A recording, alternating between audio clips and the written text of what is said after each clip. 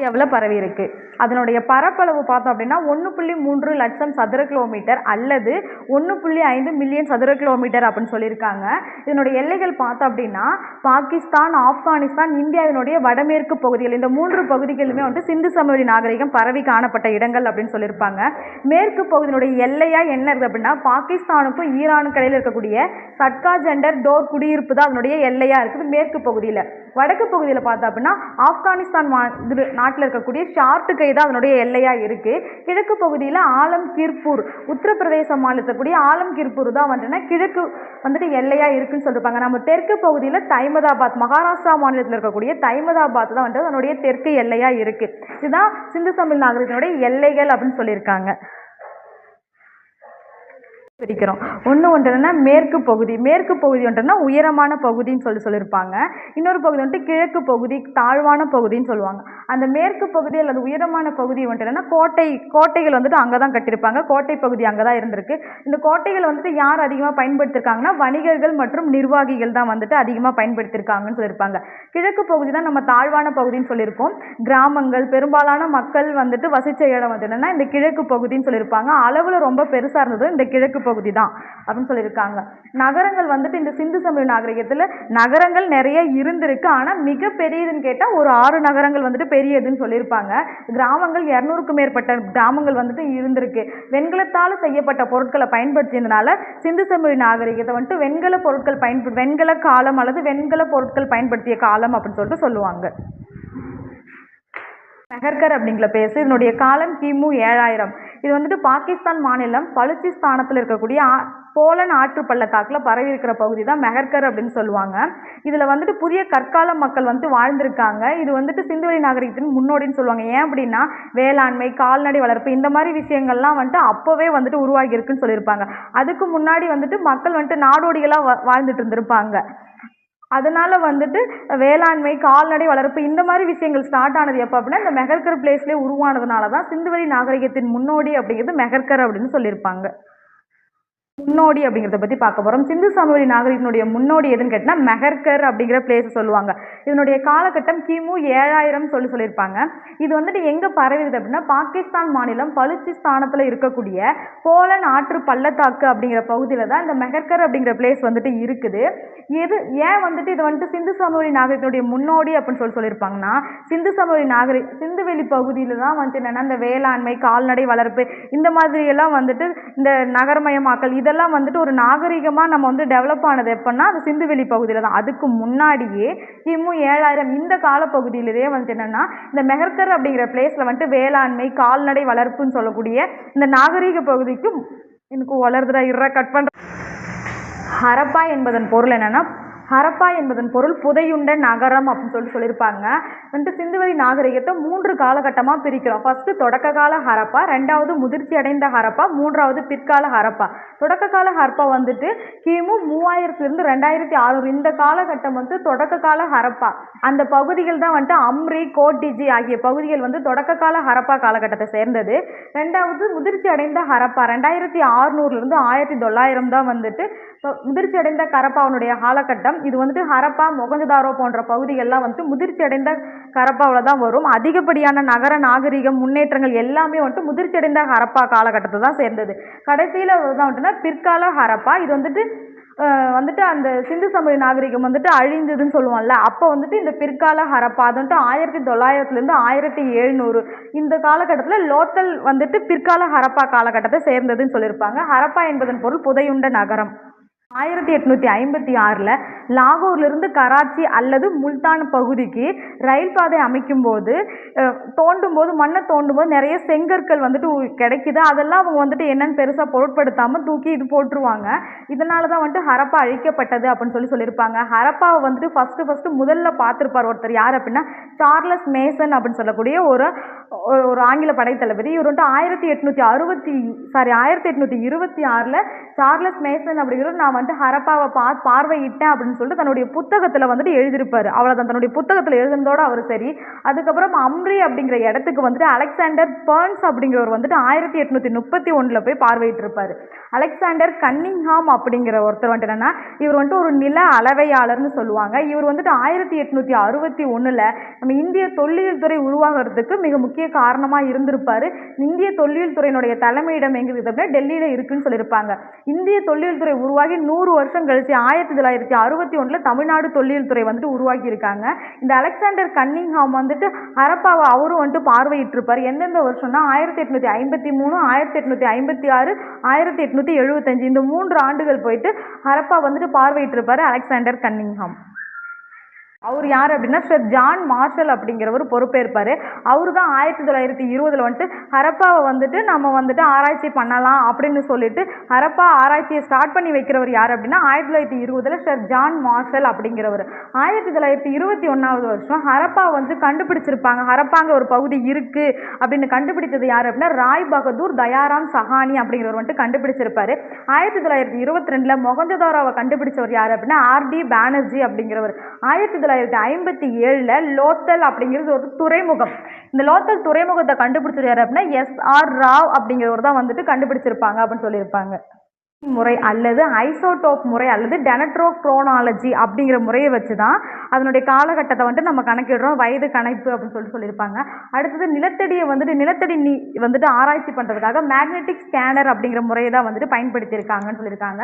அடுத்தது இந்த சிந்து சமவெளி நாகரிகத்தில் வீடுகள்லாம் எப்படி இருந்துச்சு அப்படின்னா சுட்ட மற்றும் சுடாத செங்கற்களை பயன்படுத்தியிருப்பாங்க. சுட்ட செங்கற்கெல்லாம் நமக்கே தெரியும் சுட்டிருப்பாங்க. சுடாத செங்கற்கள்லாம் வந்துட்டு என்னன்னா வெயிலில் வச்சு காய வச்சுருப்பாங்க. அதுதான் வந்துட்டு சுடாத செங்கற்கள். ரெண்டுமே பயன்படுத்தியிருப்பாங்க.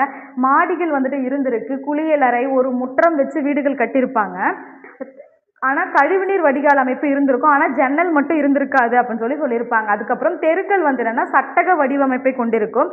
அந்த தெருக்கள் எப்படி இருக்கும் அப்படின்னா ஒன்றை ஒன்று செங்கோணத்தில் வந்து வெட்டி கொள்ளும் அப்படின்னு சொல்லியிருப்பாங்க. பெருங்குளம் அப்படின்னு சொல்லிட்டு ஒன்று இருக்குது. இது மொகஞ்சதாரோவில் வந்து கண்டுபிடிச்சிருக்காங்க. இந்த பெருங்குளம் 8x23 அடி நீளத்தில் தான் வந்துட்டு நீள அகலத்தில் தான் வந்துட்டு இந்த பெருங்குளம் இருந்திருக்குன்னு சொல்லியிருப்பாங்க. இந்த பெருங்குளம் வந்துட்டு என்ன அப்படின்னா சுப சடங்குகள் செய்வதற்காக அப்போ பயன்படுத்தியிருக்காங்கன்னு சொல்லியிருப்பாங்க. இந்த பெருங்குளத்துக்கு வந்துட்டு தண்ணி எங்கிருந்து வரும் இந்த குளத்துக்கு அப்படின்னு சொல்லி சொன்னால் பக்கத்தில் ஒரு கிணறு இருக்கும். அந்த கிணத்துலேருந்து வந்துட்டு இந்த பெருங்குளத்துக்கு வந்துட்டு நீர் வரும்னு சொல்லியிருப்பாங்க. பயன்படுத்தின நீரை வந்து வெளியேற்றுவதற்காகவும் இன்னொரு பக்கம் வழி இருந்திருக்குதுன்னு சொல்லியிருப்பாங்க. 3 பக்கம் அறைகள் கொண்டு இந்த பெருங்குளம் கட்டப்பட்டிருக்கு. இந்த 3 பக்கம் அறைகளில் வந்து என்னன்னா ட்ரெஸ் சேஞ்ச் பண்ணிக்கிறதுக்காக வந்துட்டு கட்டியிருப்பாங்கன்னு சொல்லியிருப்பாங்க. வடக்கு தெற்கு பகுதிகளில் வந்துட்டு படிக்கட்டுகள் வச்சு கட்டியிருப்பாங்க. ஏறி இறங்குறதுக்காக வடக்கு தெற்கு பகுதிகளில் வந்துட்டு படிக்கட்டு வச்சு கட்டியிருப்பாங்கன்னு சொல்லியிருப்பாங்க. அது மட்டும் இல்லாமல் நீர் கசியாமல் இருப்பதற்காக வந்துட்டு ஜிப்சம் செறிந்த சுண்ணச்சாந்து இல்லை அப்படின்னா இயற்கை தார் கொண்டு பூசப்பட்டதுன்னு சொல்லியிருப்பாங்க. இல்லை அப்படின்னா நீல கீழ் அப்படின்னு சொல்லியிருப்பாங்க. இதை கொண்டு வந்துட்டு என்னன்னா பூசப்பட்டிருக்குது அப்படின்னு சொல்லியிருப்பாங்க. நீலக்கீல், ஜிப்சம் செறிந்த சுண்ணச்சாந்து அல்லது இயற்கை தார் கொண்டு இந்த பெருங்குளம் வந்துட்டு நீர் கசியாமல் இருப்பதற்காக வந்துட்டு பூசப்பட்டிருக்கும்னு சொல்லியிருப்பாங்க. அடுத்து வந்துட்டுனா தானிய களஞ்சியம். தானிய களஞ்சியம் அப்படிங்கிறதுலாம் வந்துட்டு என்னென்னா இந்த பஞ்ச காலங்கள் மழை பெய்யும் போது தானியங்கள் வந்து நமக்கு அப்போ கிடைக்காது இல்லை, அப்போ அதை பயன்படுத்துவதற்காக ஆல்ரெடி இருக்கக்கூடிய தானியங்களை வந்துட்டு சேமித்து வைக்கிற இடம் தான் வந்துட்டு தானிய களஞ்சியம்னு சொல்லுவாங்க. இந்த தானிய களஞ்சியம் நம்ம இந்தியாவில் ஹரியானா மாநிலத்தில் ராக்கி கர்கி அப்படிங்கிற பிளேஸில் வந்துட்டு கண்டுபிடிச்சிருக்காங்க இந்த தானிய களஞ்சியம் அப்படின்னு சொல்லுவாங்க. அடுத்தது கூட்ட அரங்குன்னா வந்துட்டு ஏதாவது கூட்டம் போடுறதுக்காக நிர்வாகிகள் வந்துட்டு பயன்படுத்தியிருப்பாங்க. இந்த கூட்ட அரங்கு வந்துட்டுன்னா மொகஞ்சதாரோவில் கண்டுபிடிச்சிருக்காங்க. அந்த கூட்டரங்கு வந்துட்டு 20 தூண்கள் வந்துட்டு இருந்திருக்கு. அது வந்துட்டு 4 வரிசையாக வந்துட்டு கூட்டரங்கு கட்டியிருக்காங்க அப்படின்னு சொல்லியிருப்பாங்க. அப்புறம் சிந்துவெளி பகுதியில் விவசாயம், அந்த விவசாயம் எப்படின்னா இரட்டை பயிரிடல் முறை வந்துட்டு பின்பற்றி இருக்காங்கன்னு சொல்லியிருக்காங்க. கோதுமை, பார்லி, சிறுதானியங்கள், எள்ளு போன்ற பல தானியங்கள் வந்துட்டு விளைவிக்கப்பட்டதுக்கான சான்றுகள் நமக்கு கிடைச்சிருக்கு. கலப்பையை வச்சு உழுதுருக்காங்க அப்படிங்கிறது வந்துட்டு எங்கே கண்டுபிடிச்சிருக்காங்க அப்படின்னா ராஜஸ்தான் மாநிலம் காலிபங்கன்ல வந்துட்டு என்னன்னா கலப்பை வச்சு உழுதுறதுக்கான சான்றுகள் வந்துட்டு கண்டுபிடிச்சிருக்காங்க. அவங்க வந்துட்டு விவசாயத்துக்காக வாய்க்கால் மற்றும் கிணற்று நீரை வந்துட்டு சிந்துவெளி மக்கள் வந்துட்டு பயன்படுத்தியிருக்காங்க. ஓகேவா? குதிரைகள், இரும்பு இது 2 பற்றி சுத்தமாக தெரியாது. இரும்பினுடைய பயனும் தெரியாது, குதிரைகள் பற்றியும் அவங்களுக்கு தெரியாது. ஆடு, மாடு, இந்த மாதிரி கோழி, இந்த மாதிரி உயிரினங்கள் தான், விலங்குகள் தான் அவங்களுக்கு தெரியுமே ஒழிய குதிரைகளை பற்றி அவங்களுக்கு சுத்தமாக தெரியாது. 2வது இரும்பினோட பயன் தெரியாது. இது 2ம் அவங்களுக்கு தெரியாது அப்படிங்கிறதுல ரொம்ப முக்கியமானது. அடுத்தது, அவங்களுடைய சிந்துவெளி பகுதியில் பெரிய பெரிய மாட்டினுடைய இனத்துக்கு பேர்னா செபு என்று அழைக்கப்பட்டதுன்னு சொல்லுவாங்க. சிந்துவெளி முத்திரை வந்துட்டு கண்டுபிடிச்சிருக்காங்க எங்கே அப்படின்னா மெசபடோமியாவில் கண்டுபிடிச்சிருக்காங்க. அதில் தான் வந்துட்டு காளையினுடைய உருவங்கள் பொறிக்கப்பட்ட முத்திரைகள் வந்துட்டு கண்டுபிடிச்சிருக்காங்க. எங்கன்னு கேட்டால் மெசபடோமியான்னு சொல்லுவாங்க. வணிகம் பண்ணியிருக்காங்க இந்த சிந்துவெளி மக்கள். சிந்துவெளி மக்கள் பண்ண வணிக முறை பண்ண பண்டமாற்று முறை வணிகம் சொல்லியிருப்பாங்க. கட் பண்ணுறான்.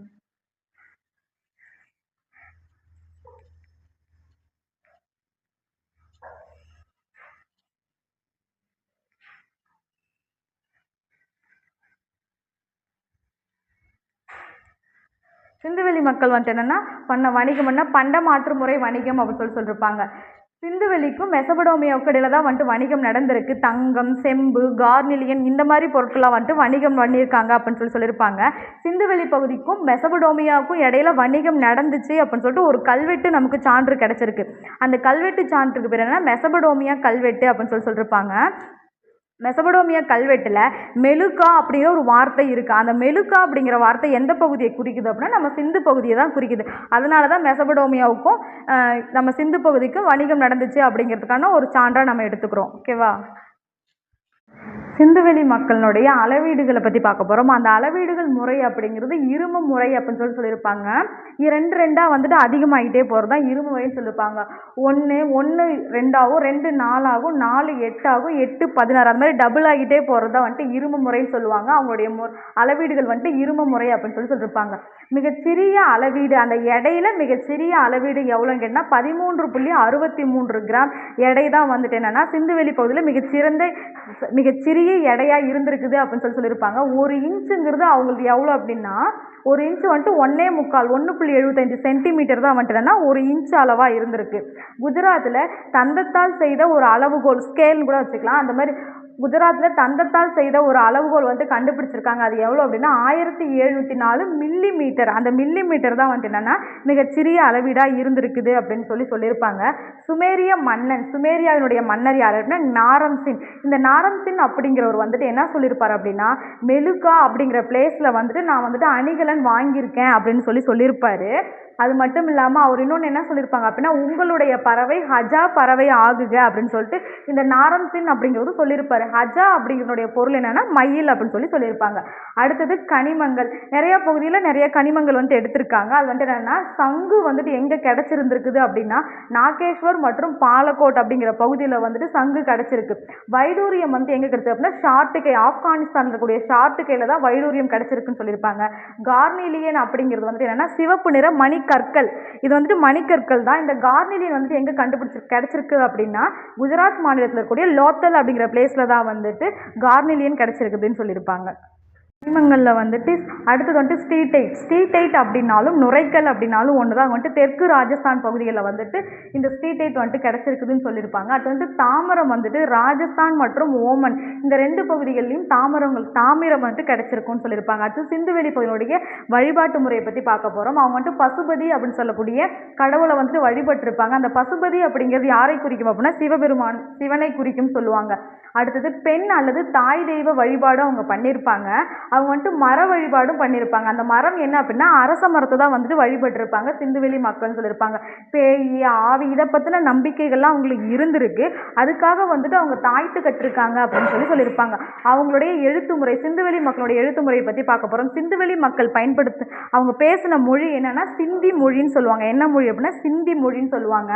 அவங்க வந்துட்டு எந்த எழுத்து முறையை பயன்படுத்தினாங்க, அந்த முறைக்கு பேர் என்ன சித்திரை எழுத்துன்னு சொல்லுவாங்க. இந்த சித்திரை எழுத்து வந்துட்டுனா எத்தனை குறியீடுகள் வந்துட்டு கண்டுபிடிச்சிருக்காங்க அப்படின்னா 5000 குறியீடுகள் வந்துட்டு கண்டுபிடிச்சிருப்பாங்க. அதில் 26 குறியீடுகள் வந்து ரொம்ப பெருசு, மிக பெரியது. எத்தனை குறியீடுகள்னு கேட்டால் 26 குறியீடுகள்னு சொல்லியிருப்பாங்க. அவங்க எப்படி எழுதுவாங்க அப்படின்னா வலது பக்கம் இருந்து இடது பக்கம் இருந்து மறுபடியும் வலதுலேருந்து மறுபடியும் இடது. எப்படின்னா இப்படி வலது பக்கத்துலேருந்து இடது பக்கம் வருவாங்க, மறுபடியும் இடதுலேருந்து வலது போகிறது. இந்த மாதிரி தான் வந்துட்டு அவங்க எழுதியிருப்பாங்க இந்த சிந்துவெளி மக்கள். இன்னைக்கு வரைக்குமே இந்த குறியீடுகளை வச்சு அவங்க என்ன சொல்லியிருக்காங்க அப்படிங்கிறத கண்டுபிடிக்க முடியல. ஓகேவா? சிந்துவெளி மக்களுடைய கலைகளை பற்றி பார்க்க போகிறோம். வந்துட்டு மாக்கல் அல்லது ஸ்டீட்டைட் அல்லது நுரைக்கல் அதனால செய்யப்பட்ட பூசாரி அரசன் சிலைன்னு சொல்லிட்டு புக்கில் இருக்கும். பூசாரி அரசன் சிலை இல்லை அப்படின்னா மதகுருனுடைய சிலையை வந்துட்டு செஞ்சுருப்பாங்க. எதில் அப்படின்னா மாக்கல் அல்லது ஸ்டீட்டைட் அல்லது நுரைக்கல்லால் செஞ்சது கண்டுபிடிச்சிருப்பாங்கன்னு சொல்லுவாங்க. அதுக்கப்புறம் வெண்கலத்தால் செய்யப்பட்ட நடனமாடும் பெண் சிலை வந்துட்டு கண்டுபிடிச்சிருப்பாங்க. இந்த ரெண்டுமே வந்துட்டுன்னா மொகந்துதாரோ பகுதியில் வந்துட்டு கண்டுபிடிச்சிருக்காங்கன்னு சொல்லுவாங்க. அதுக்கப்புறம் தோலவீரா அப்படிங்கிற பகுதியில் கல்லால் செய்யப்பட்ட கற்சிலை வந்துட்டு ஒன்று கண்டுபிடிச்சிருக்காங்கன்னு சொல்லியிருப்பாங்க. சுட்ட களிமண்ணால் வந்துட்டு செய்த பானைகள் தான் வந்துட்டு பயன்படுத்தியிருக்காங்க. அந்த சுட்ட களிமண்ணால் செய்யப்பட்ட பானைகள் அடர் சிவப்பு நிறம் மற்றும் கருப்பு நிறத்துலையும் இருக்குன்னு சொல்லியிருப்பாங்க. சிவப்பு கலரில் பானை இருக்கும், அதில் வந்துட்டு கருப்பு நிறத்தில் வந்துட்டு என்னன்னா வேலைப்பாடுகள் பூ வேலைப்பாடுகள்லாம் கொடுத்துருப்பாங்கன்னு சொல்லியிருப்பாங்க. இதுதான் அவங்களுடைய கலைகள். புதைத்தல்னா மொகந்துதாரோவில் வந்துட்டு என்னன்னா இறந்தவங்க வந்துட்டு புதைச்சிருக்காங்க, எரிச்சிருக்காங்க, இது ரெண்டுமே பண்ணியிருக்காங்க. காளிபங்கன் அப்படிங்கிற பிளேஸில் வந்துட்டு வெறும் புதைத்தல் மட்டும்தான் இருந்திருக்கு அதிகமாக அப்படின்னு சொல்லியிருக்காங்க. சுர்கோட்டா அப்படிங்கிற பகுதியில் முதுமக்கள் தாழிகளில் வந்துட்டு என்னென்னா முதுமக்கள் தாழிகள்லாம் நமக்கே தெரியும், இறந்தவங்களை வந்துட்டு ஒரு தாழிக்குள்ளே போட்டு புதைக்கிறதா தான் முதுமக்கள் தாழிகள். அப்போ முதுமக்கள் தாழிகள் எங்கே கண்டுபிடிச்சிருக்காங்க அப்படின்னா சுர்கோட்டா, குஜராத் மாநிலத்தில் சுர்கோட்டா அப்படிங்கிற பகுதியில் வந்துட்டு கண்டுபிடிச்சிருக்காங்க. லோத்தல் பகுதியில் வந்துட்டு என்னன்னா இருமுறை புதைத்தல் அப்படிங்கிற முறை வந்துட்டு வழக்கத்தில் இருந்திருக்கு. எங்கே அப்படின்னா லோத்தல் அப்படிங்கிற பிளேஸ்லன்னு சொல்லியிருக்காங்க. தோலவீரா அப்படிங்கிற பகுதியில் புதைச்சிருக்காங்க. அதுக்காக வந்துட்டு நடுகளும் வந்துட்டு நட்டிருக்காங்க. நம்ம வந்துட்டு தமிழில் படிச்சிருப்போம் நடுகள் நடுறதை பற்றி. அப்போது சிந்துவெளி பகுதிகளையும் நடுகள் நட்டிருந்திருக்காங்க. அது வந்துட்டு எங்கே கண்டுபிடிச்சிருக்காங்க அப்படின்னா தோலவீரா பகுதியில் வந்துட்டு கண்டுபிடிச்சிருக்காங்க அப்படின்னு சொல்லியிருக்காங்க. எழுத்து வடிவம் உலகின் முதல் எழுத்து வடிவம் யாரால் உருவாக்கப்பட்டது அப்படின்னா சுமேரியர்களால் உருவாக்கப்பட்டது அப்படின்னு சொல்லுவாங்க. ஆப்ஷனில் வந்துட்டு சீனர்கள் இருக்கும், நமக்கு ஞாபகம் வராது, டக்குன்னு சீனர்கள் தான் நம்ம போடுவோம். ஆனால் சுமேரியர்கள் அதை வந்துட்டு மறந்துடாதுங்க. முதல் எழுத்து வடிவம் யாரால் உருவாக்கப்பட்டது அப்படின்னா சுமேரியர்கள் அப்படின்னு சொல்லியிருப்பாங்க. அதுக்கப்புறம் இரட்டை கோயில்களை வந்துட்டு இரட்டை கோயில்னு சொல்லிட்டு ஒரு கோயிலை கட்டியிருப்பார். யார் அப்படின்னா அபு சிம்பல் அப்படிங்கிற வந்துட்டு கட்டியிருப்பார். அபு சிம்பல் அப்படிங்கிறது இரட்டை கோயில். அதை கட்டினவர் யார் அப்படின்னா 2ஆம் ராமசேஸ் அப்படிங்கிற மன்னர் அப்படின்னு சொல்லுவாங்க. அதுக்கப்புறம் குஃபு அப்படின்னு சொல்லக்கூடிய ஒரு மன்னர் வந்துட்டு கிசே பிரமிடுன்னு சொல்லிட்டு ஒரு பிரமிடை கட்டியிருப்பாரு. கிமு 2500 கட்டிருப்பாரு. எதனால கட்டப்பட்டது அந்த பிரமிடு அப்படின்னா சுண்ணாம்பு கல்லால் கட்டப்பட்டது அப்படின்னு சொல்லியிருப்பாங்க. அதுக்கப்புறம் ஊர் நம்மு அப்படின்னு சொல்லக்கூடிய ஒரு அரசன் சின் அப்படின்னு சொல்லக்கூடிய சந்திர கடவுளுடைய பேர் என்ன அப்படின்னா சின். அவருக்காக வந்துட்டு ஒரு கோயில் கட்டியிருப்பாரு. அந்த கோயில் பேர் என்னன்னா ஜிகரட் அப்படின்னு சொல்லிட்டு சொல்லுவாங்க. அதுக்கப்புறம் இந்த சிந்துவெளி மக்கள் வந்துட்டு பருத்தி கம்பளியால் ஆன ஆடைகளை வந்துட்டு விரும்பி பயன்படுத்தியிருப்பாங்க அப்படின்னு சொல்லியிருப்பாங்க. வந்துட்டு இந்த மக்கள் வந்துட்டு உடம்பு சரியில்லைன்னா மருந்து தயாரிப்பாங்களா, அந்த மருந்து வந்துட்டுனா கட்டில் அப்படின்னு சொல்லக்கூடிய ஒரு மீனுடைய எலும்புலேருந்து வந்துட்டு மருந்து தயாரிச்சிருப்பாங்க அப்படின்னு சொல்லியிருக்காங்க. அதுக்கப்புறம் வந்துட்டு என்னன்னா அவங்க பேசின மொழி சிந்தி மொழி அப்படின்னு சொல்லியிருப்பாங்க. ஆர்இஎம் வீலர் அப்படிங்கிறவர் 1940 வந்துட்டு சிந்து சமவெளி நாகரிகத்தை வந்துட்டு பார்வையிட்டிருப்பார். 1940 ஆர்இஎம் வீலர் அவர் தான் சொல்லியிருப்பார் இந்த சிந்து நாகரிகம் வந்துட்டு என்னென்னா ஒரு நகர நாகரிகம் அப்படின்னு சொல்லிட்டு சொன்னவர் யார் அப்படின்னா இந்த ஆர்இஎம் வீலர் அப்படின்னு சொல்லியிருப்பாங்க. அதுக்கப்புறமேட்டுக்கு இந்த ஆர்இஎம் வீலர் இன்னொன்று சொல்லியிருப்பார் சிந்து நாகரிகம் அப்படின்னு சொல்லிட்டு ஒரு புத்தகமே எழுதியிருப்பார். ஓகேவா, ஒரு புத்தகம் எழுதுனது அதாவது சிந்து நாகரிகம் என்னும் ஒரு புத்தகத்தை எழுதினவர் யார் அப்படின்னா ஆர்இஎம் வீலர் அப்படின்னு சொல்லியிருப்பாங்க. அதுக்கப்புறம் 1900 1700 வந்துட்டுனா பிற்கால ஹரப்பா வந்துட்டு என்னன்னா அந்த அழிவை நோக்கி போகிறது வந்துட்டு புத்தகத்தை எழுதியிருப்பாரு. இவரு தான் சொல்லியிருப்பார் என்னன்னா சிந்துவெளி மக்கள் பேசிய மொழி சிந்தி மொழின்னு சொன்னதும் இவராக தான் இருந்திருக்கும். ஓகேவா, அப்புறம் சிந்து சமவெளியினுடைய மான்செஸ்டர் என அழைக்கப்படுதுன்னா லோத்தல். இது வந்துட்டு குஜராத்தில் இருக்கக்கூடிய லோத்தல் தான் சிந்து சமவெளியின் மான்செஸ்டர்னு சொல்லுவாங்க. அது மட்டும் இல்லாமல் செயற்கை துறைமுகம், இந்தியாவில் வந்து ஃபஸ்ட்டு செயற்கை துறைமுகம் அப்படின்னாலும் இந்த லோத்தல் பகுதி தான் குறிக்கும் அப்படின்னு சொல்லியிருப்பாங்க. அது மட்டும் இல்லாமல் பானைகள் செய்வதற்கு பொம்மைகள்லாம் செய்கிறதுக்கு ஆரக்கால் இல்லாத சக்கரத்தை வந்து பயன்படுத்தியிருப்பாங்க. ஆரக்கால் இருக்காது, அந்த சக்கரத்தை வந்துட்டு அவங்க பயன்படுத்தியிருப்பாங்க. சிந்துவெளியினுடைய வீழ்ச்சி எப்போ அப்படின்னா 1900 1700 கிமு இந்த பகுதியில் வந்துட்டு ஹரப்பா வீழ்ச்சி அடையுதுன்னு சொல்லியிருப்பாங்க. எதனாலலாம் வீழ்ச்சி அடையுது அப்படின்னா வெள்ளம், வறட்சி, பஞ்சம், அந்நியர்களுடைய படையெடுப்பு, இல்லை அப்படின்னா நோய்வாய்ப்பட்டு மக்கள் இறந்து போயிருக்காங்க. ஏன்னா அந்த சிந்து நதி ஓரமாக தானே இருக்காங்க, அதனால் வந்துட்டு ஒரு வேளை வெள்ளம் வந்திருக்கலாம், இல்லை தண்ணி இல்லாமல் வறட்சி இருந்திருக்கலாம். அந்நிய படையெடுப்பு அப்படின்னா ஆரியர்கள் படையெடுப்புனாலும் ஒன்று தான். இந்த ஆரிய படையெடுப்பால் தான் அந்நிய படையெடுப்பால் தான் வந்துட்டு மக்கள் இந்த வீழ்ச்சி அடைஞ்சதுன்னு சொல்லிட்டு ஆர்இஎம் வீலர் சொல்லியிருப்பார். நோய்வாய்ப்பட்டு தான் வந்துட்டு நிறைய நோய்கள் வந்து தான் வந்துட்டு இந்த ஹரப்பா வீழ்ச்சி அடைஞ்சது அப்படின்னு சொல்லிட்டு கென்னடி அப்படிங்கிறவர் வந்துட்டு சொல்லியிருப்பாங்க. இதுதான் வந்துட்டு என்னென்னா சிந்து சமவெளி நாகரிகம்.